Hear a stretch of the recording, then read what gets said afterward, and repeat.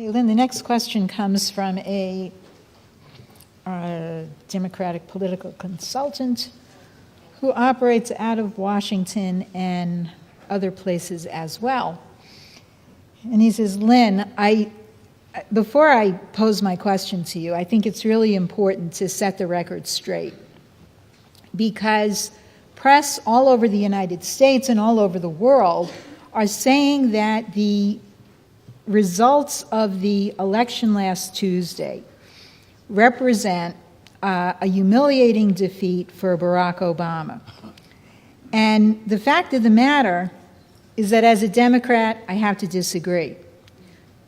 Oh, I think he's humiliated. He's humiliated because the press says so, and he doesn't like that sort of thing. But the bottom line, I know it, and a lot of other Democrats know it, is that this president and his staff were hoping for exactly what they got. Because, in fact, they could not implement the policies that they wish to implement with a progressive Congress. They want to go on an austerity spree.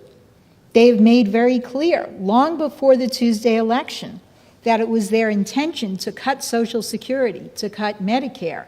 It was not the Republicans who put together these presidential commissions. It was, in fact, this president, who I believe still identifies himself as a Democrat. Now, if we watch him following Tuesday's election, he holds up his hands and he says, oh, what am I to do? I'm a hostage now. I'm a hostage to a hopelessly gridlocked Congress. My response to that is crap. It's time for him to stop pretending that he's a prime minister. Any decent president would act like a president. I think the one thing that I want to communicate is that built into our system of government, the president is not a hostage of Congress. If a president wants to pursue an agenda, there are plenty of ways he can do that without any help at all from Capitol Hill. And I would refer people to their history books and the presidency of Franklin Delano Roosevelt. But the fact of the matter is that even though things are different today, the bottom line is the President of the United States oversees a massive regulatory apparatus that would allow him, if he wanted to take on the banks and put an end to the orgy that we've witnessed over the course of the last several years.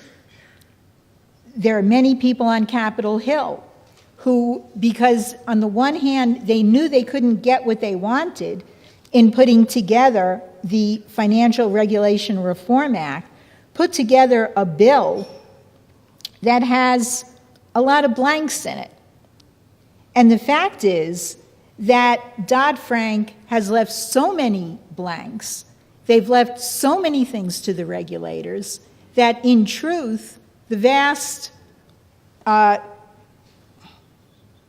the vast something or other of the bill has yet to be written.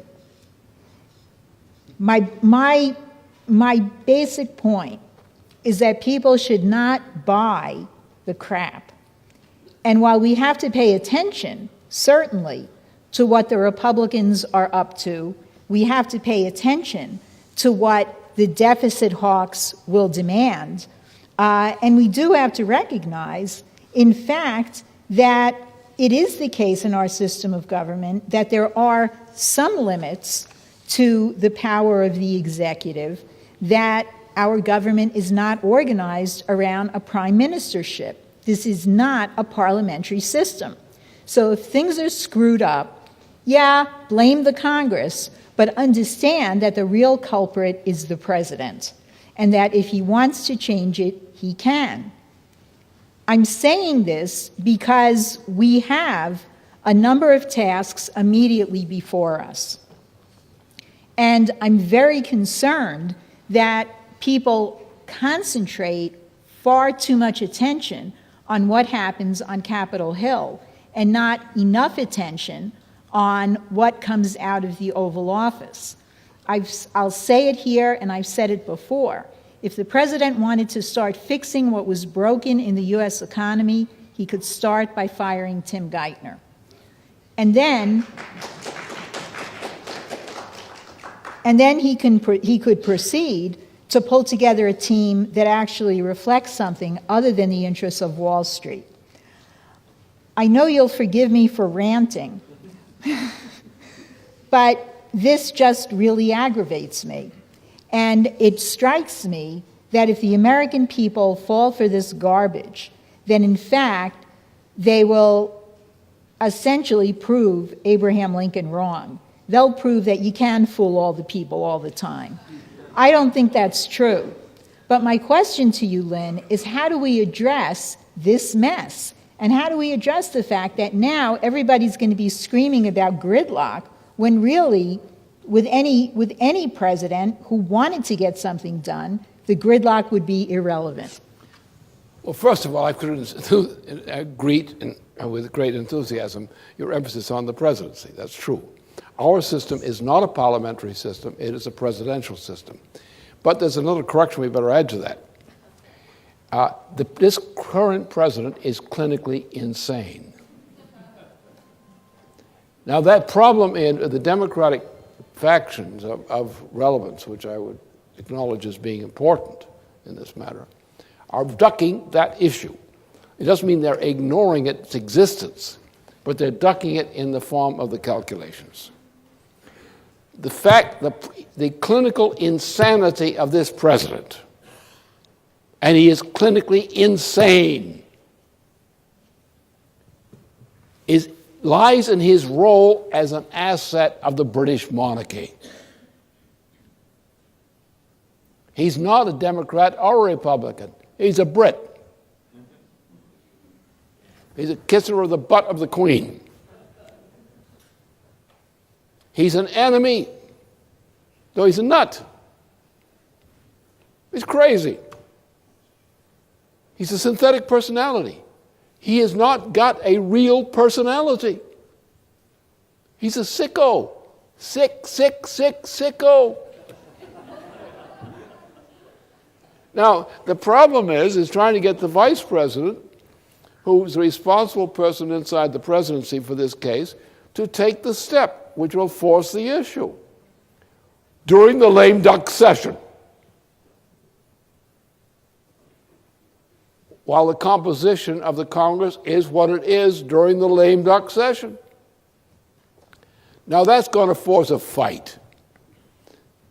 At least if there's anybody with the guts to start that fight. But that's where you have to start.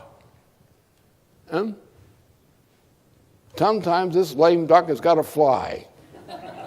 And this is the time to do it.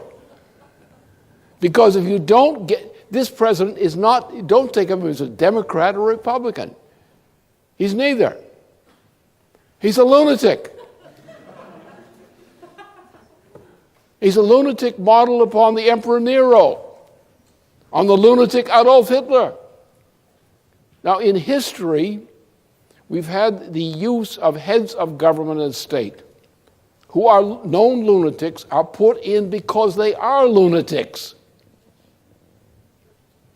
Because the lunatic will do automatically what no one else will do. That's why they're lunatics. That's why they're used as lunatics. That's the case of, Caesar's the same thing. The whole family was a bunch of lunatics, actually. So that's the first thing you got to start from.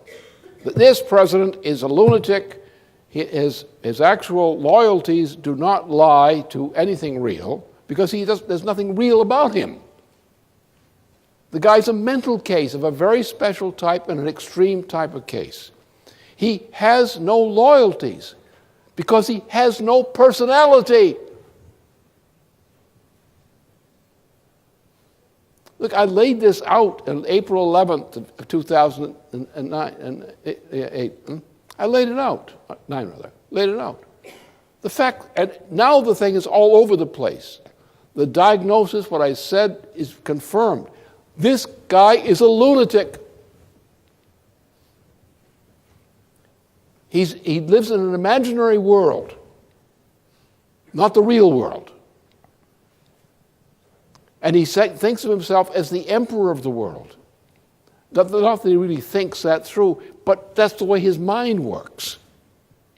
He thinks of himself as if he were the emperor of the world. And the more frustrated he becomes, the more he goes to this imperial thing. It's like Hitler in the bunker. It's like the way in which a suicide of the Emperor Nero. He went to the extreme in violence and mass murder. And when that no longer worked, he killed himself because he couldn't stand himself anymore. He's a lunatic. And you're talking about working with a presidency, and your argument, of course, on the presidency, of course, is absolutely clear to all of us who know this thing. The presidency of the United States is the executive institution of the United States. The Congress is an auxiliary, and also is a check and balance on some of the aspects of the presidency. But our Constitution is a presidential system, not a European parliamentary system. And some of our people here have gotten so soaked up with British parliamentarianism that they don't understand the difference between the presidential system and a parliamentary system. We're not a European parliamentary system. We're a presidential system. That's our morality and that's our strength. And I emphasize that is our morality. Because the person of the United States, president, is responsible to a certain set of what we call checks and balances. And that the president's personality, therefore, is a personality which is defined as a servant of a function, the servant of a mission. And he has to be controlled to make sure he sticks to that duty of his mission. Doesn't go off with some lunatic mission like this poor lunatic. And he is a poor lunatic. He's a sick old kid. And he should be relieved from these duties and replaced. And I'm upset with the vice president because he doesn't do that. I know all the arguments, I know all the double talk, all this thing. But you've got a lunatic in the presidency. Do you say, well, we got to keep the lunatic there? We can't move to get him out? You've got a lunatic in the presidency. The most powerful institution in our system of government.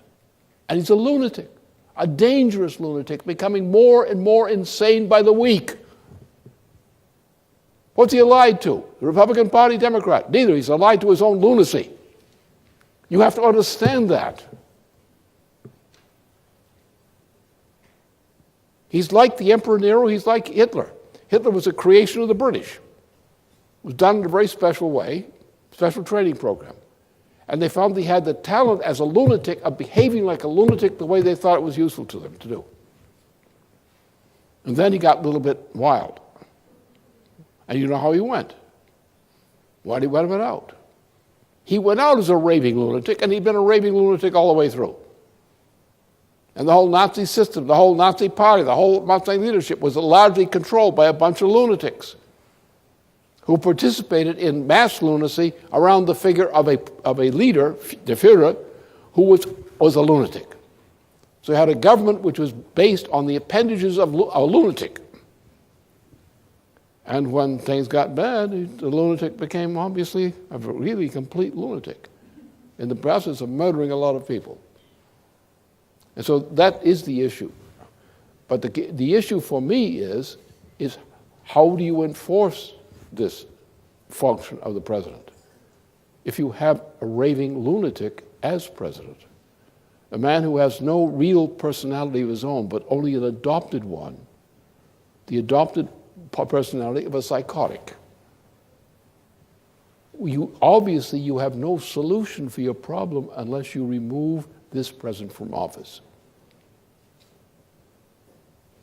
And if the vice president doesn't act, he'll carry that guilt to his grave.